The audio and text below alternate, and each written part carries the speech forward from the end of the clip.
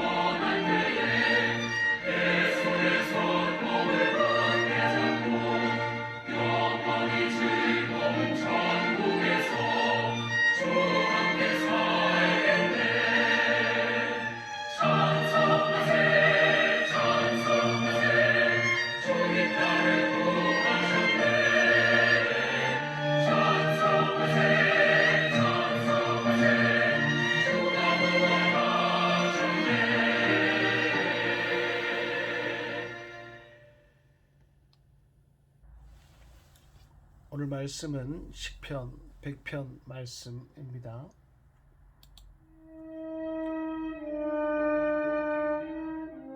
100편. 온 땅이여 여호와께 즐거운 찬송을 부를지어다.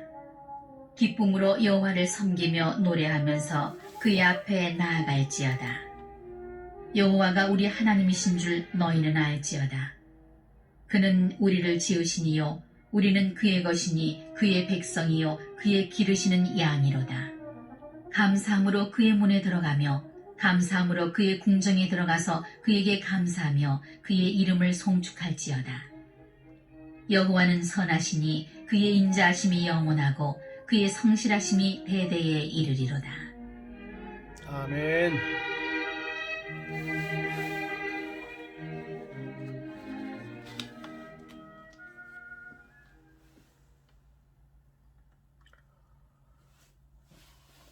본시는 표제에서 감사의 시라고 기록되어 있는 것처럼 예배자들이 감사의 예물을 가지고 성전에 올라갈 때 부르던 찬송시라고 알려지고 있습니다. 오늘 말씀의 제목은 기쁨으로 여호와를 섬기라입니다. 여호와를 섬긴다라고 하는 것은 섬긴다 아바드라고 하는 히브리어를 쓰는데요. 하나님의 종이 된다라고 하는 뜻도 되지만 아바드라고 하는 말은 섬긴다라고 하는 말은 예배한다라고 하는 것입니다. 하나님께 예배를 드리며 또 그때 예물을 드리고 찬송하며 하나님께 엎드려서 절하며 영광을 돌리는 것을 의미하게 됩니다. 옛날 우리 조상들이 조상신을 섬기는 모습을 떠올려 봅니다. 오래전부터 제사를 준비하지요. 또 정성스럽게 제물을 준비합니다. 그리고 당일에는 깨끗한 예복을 입습니다. 떠들지 못하게 합니다. 그리고 이마가 땅바닥에 닿도록 조상신에게 절을 합니다.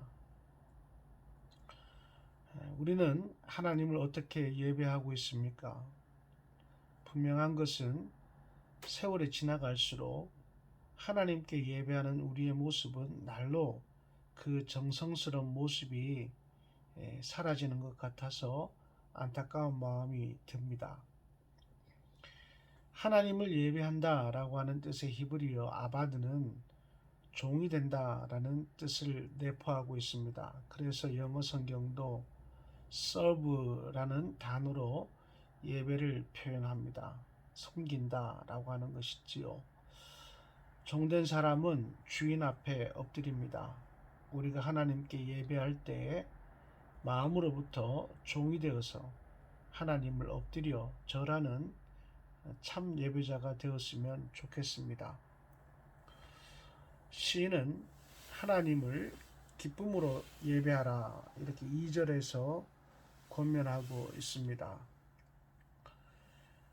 코로나에 대한 두려움 때문에 많은 한국교회 성도들이 교회에서 예배를 드리지 못하고 있습니다. 그리고 교회에 오신 분들도 기쁨으로 예배를 드리지 못하는 경우도 많이 있습니다. 그러나 성경은 언제 어느 때든지 하나님을 예배할 때는 기쁨으로 예배하라 이렇게 가르치고 있습니다. 좋은 일이 있으면 감사해서 기쁨으로 예배드리고 슬픈 일이 있으면 하나님께서 구원하실 것을 바라보면서 기쁨으로 예배를 드려야 하는 것입니다. 또한 시인은 하나님을 감사함으로 예배하라고 4절에서 가르치고 있습니다.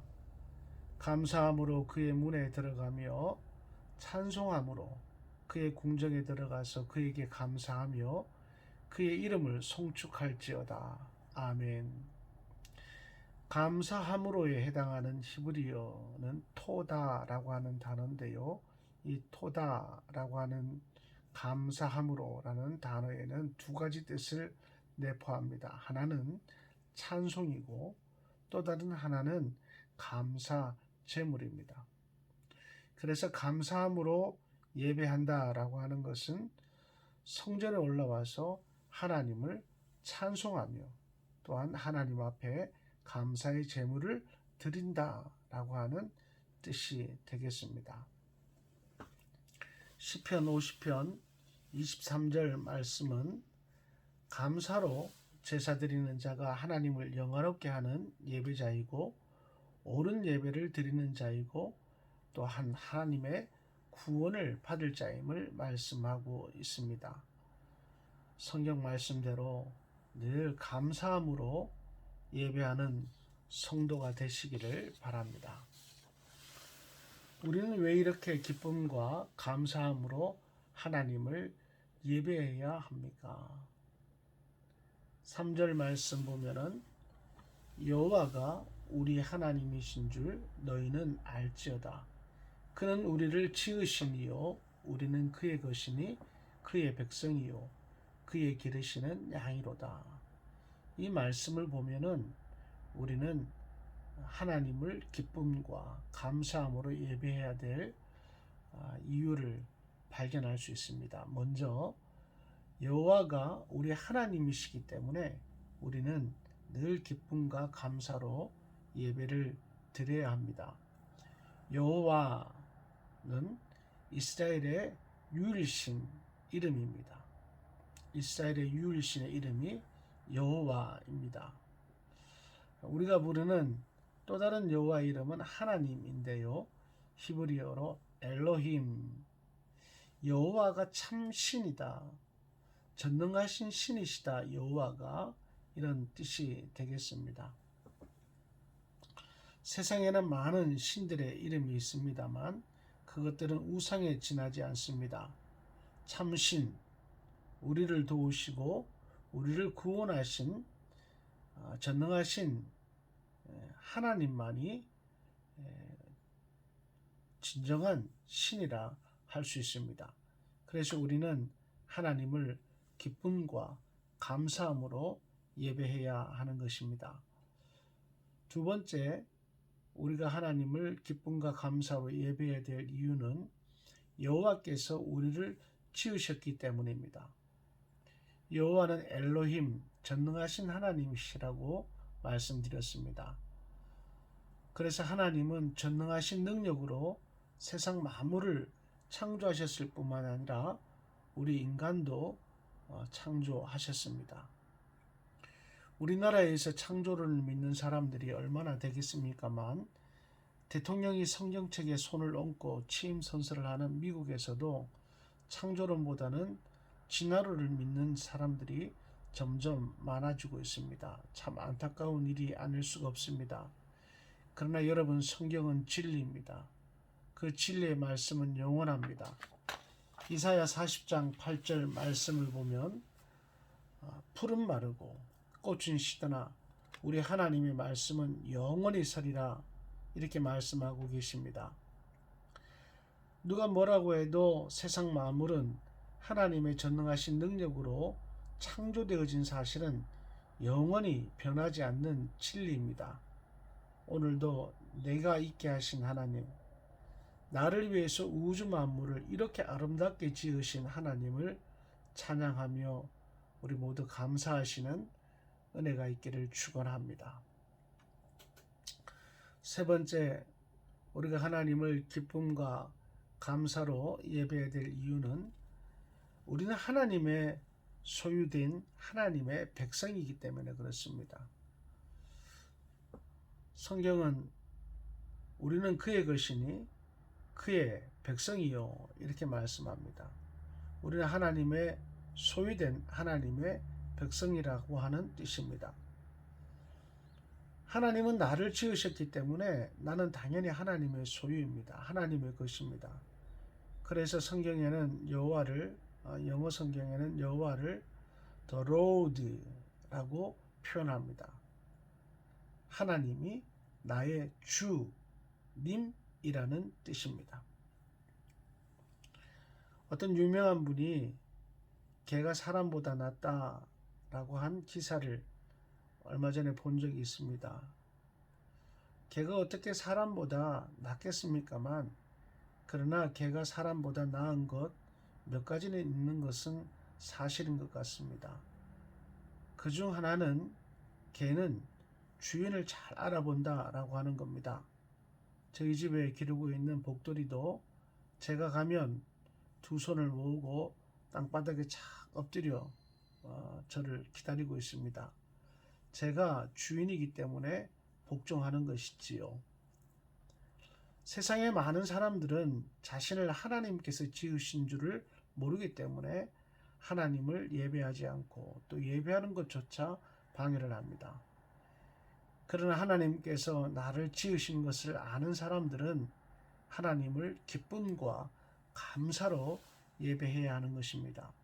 무엇보다 하나님을 기쁨과 감사로 예배해야 할 것은 하나님께서 만세전에 나를 선택하셔서 하나님의 백성으로 이 땅에 보내주셨다라고 하는 사실입니다. 하나님의 백성들은 이 땅에 살아갈 때도 여러 가지 하나님의 은총을 복으로 받고 살아갑니다. 그리고 그들의 영혼은 다시 부활하여 천국에서 영원히 살아가는 영생하는 복을 누리게 되는 것입니다. 나를 지으셔도 명품으로 지으신 하나님을 어찌 찬송과 감사함으로 예배하지 않을 수 있겠습니까?